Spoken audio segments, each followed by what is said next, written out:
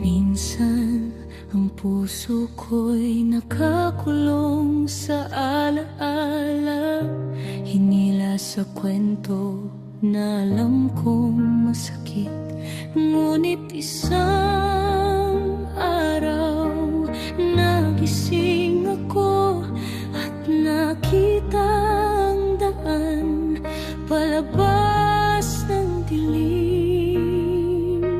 Hindi madali ang magbitaw, hindi madali ang iwanang tayo, ngunit natutunan kong pakinggan ang sarili at piliin ang tama kahit masakit.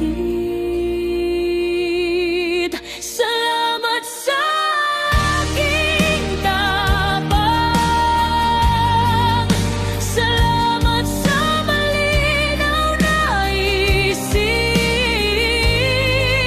na kahit mahirap nagawa kong umalis. Hindi ko pagsisisihan na pinili kong lumakad palayo para sa sarili ko.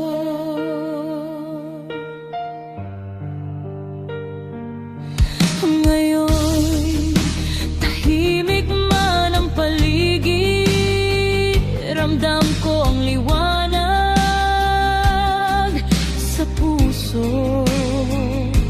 Dati akong naligaw sa pag-ibig na mali, ngunit ngayon ako'y buo